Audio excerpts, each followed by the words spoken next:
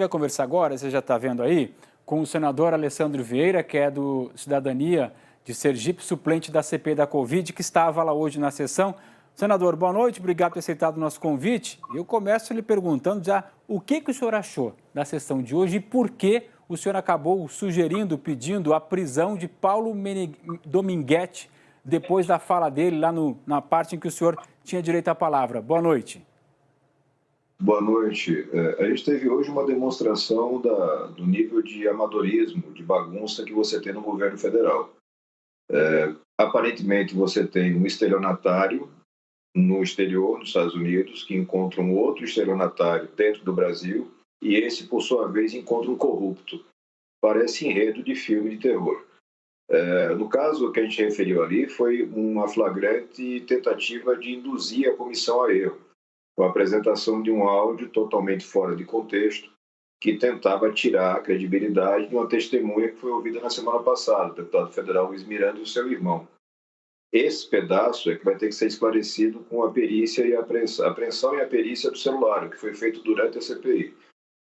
Tudo muito grave, tudo muito complicado e principalmente quando você lembra que, ao mesmo tempo, tem 500 mil mortos no Brasil por conta dessa doença tão grave. A Eliane Cantanhede, senador, tem uma pergunta para o senhor agora. Senador, primeiro eu peço licença para reconhecer que o senhor é que botou a bola na área para a senadora Simone Tebet arrancar o nome do Ricardo Barros no depoimento do Luiz Miranda. E lhe faço justiça também hoje porque o senhor é que fez a melhor, na minha modesta opinião, a melhor intervenção ao longo das horas de CPI. Senador, de tudo isso que o senhor viu hoje, e o senhor citou a operação Uruguai, que livrou, que era para salvar o pescoço do Fernando Collor em 1992, e deu com os burros na água, né? Hoje, o governo federal, o Palácio do Planalto, estava comemorando, achando que virou o jogo na CPI. O senhor acha que o governo federal virou o jogo na CPI ou que isso é mais uma Operação Uruguai? A análise de redes, Eliane, logo depois da fala do Dominguete, mostra que tinha uma série de postagens preparadas. Se tentou inundar a rede com mensagens, tirando a credibilidade do deputado federal e do seu irmão. Isso pareceu ser orquestrado. É preciso provar isso, investigar mais e provar. Mas é muito claro, pela forma de atuação da base governista e pelo filho do presidente da República, que raramente aparece em sessões e que permaneceu nessa o tempo inteiro, e que começaram a sessão com um aspecto de confiança e de quase comemoração. E que logo em seguida, depois que a verdade começa a aparecer, eles mudaram bastante de postura, até fisicamente isso é perceptível. A gente vai ter que apurar mais, mas esse tipo de estratégia, como deu errado em 92, na época do Collor, tende a dar errado. A mentira tem perna curta, mais ainda em tempos de internet. Não tem muito sentido isso que se tentou fazer. Foi muito claro e muito rápido para mostrar que era um texto e um áudio fora de contexto, tentando criar uma imagem falsa. É o que eles fazem o dia inteiro na internet, aquelas fake news que a gente conhece tanto. Tentaram emplacar uma hoje na CPI. Agora, a Flávia, senador, tem uma pergunta para o senhor. Boa noite, senador. Obrigada pela participação no Em Pauta. Eu gostaria de saber como é que será retomada a CPI, as investigações, os depoimentos, no caso Covaxin, que é tão central, como linha de investigação desde o ano passado, inclusive por envolver o conhecimento do presidente da República. O empresário Francisco Maximiano, da empresa Precisa, conseguiu uma decisão do Supremo Tribunal Federal que o permite ficar em silêncio, e a Polícia Federal abriu um inquérito. Hoje, inclusive, o relator Renan Calheiros chamou a atenção como sendo uma estratégia do governo para tentar esvaziar a CPI. Como é que o senhor vê esses movimentos e como retomar a investigação desse escândalo?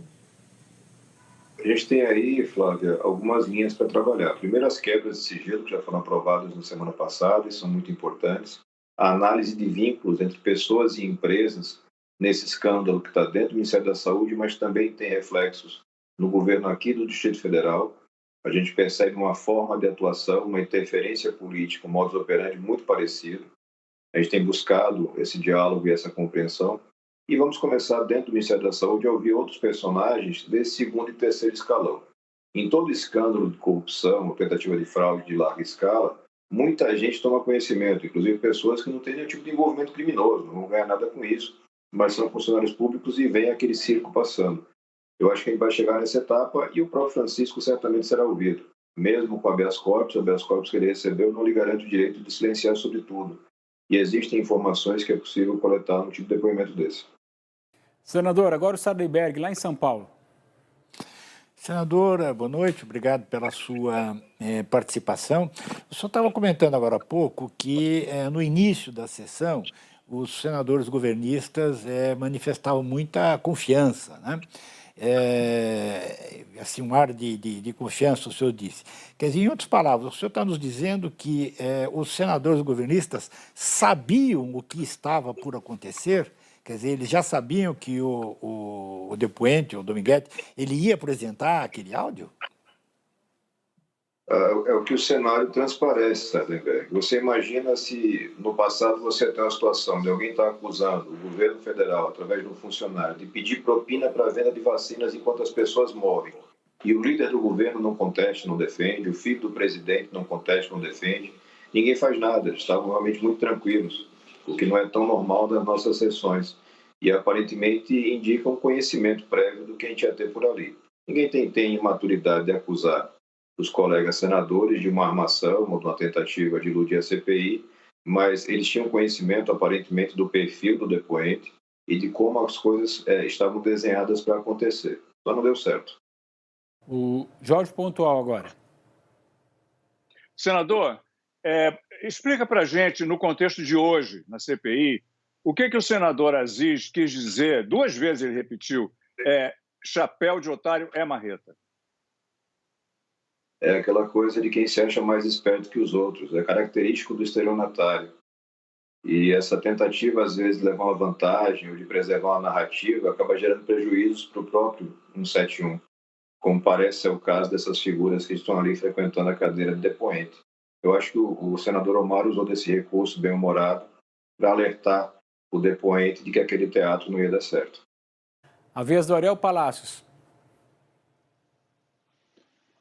Boa noite, senador. Por acaso a CPI vai entrar em contato com alguém da VAT nos Estados Unidos para pedir algum depoimento, alguma explicação por parte deles? Eu não sei, nesse caso, como seria o procedimento, se por intermédio, por via consular ou diretamente algum senador indo até lá? Seria possível, Ariel, mas eu particularmente não recomendo, né? A CPI tem limite de tempo de duração, limite de recursos, né? Não pode perder o foco. Eu tenho tentado a todo tempo ancorar o que a gente está apurando em fatos concretos para que as pessoas possam acompanhar e entender. A gente já comprovou que o Brasil escolheu uma trajetória totalmente diferente do resto do mundo e essa escolha, que foi do presidente da República, Jair Bolsonaro, foi responsável pelo tamanho do desastre que nós temos. O estudo do professor Pedro Alau aponta que se a gente tivesse seguido a rotina, a média de conduta mundial, nós teríamos preservado mais de 300 mil vidas. Isso é um número absurdo. Esse é o centro da apuração.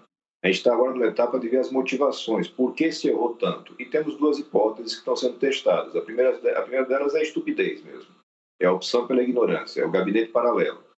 É esse mar de informalidade, de relações pessoais, de amizade, de interesses comerciais.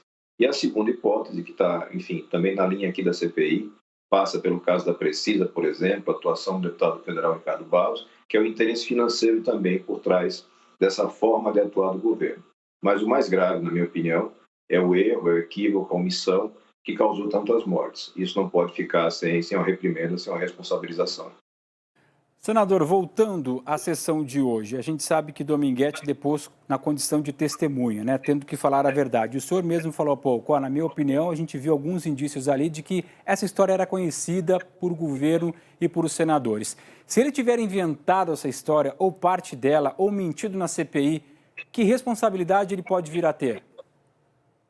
Você vai aí desde fraude processual ao falso testemunho, que ele provavelmente cometeu. A gente vai ter que apurar isso ao final. A gente teve o cuidado lá atrás de aprovar um requerimento e indicar uma comissão de juristas, que é comandada pelo professor Miguel Reale, que está acompanhando esse fato a fato e está tentando fazer os enquadramentos típicos, desde a conduta do presidente da República, a conduta de cada figura dessas que aparece. E certamente no relatório final, o relator vai ter oportunidade de colocar tudo isso de forma detalhada.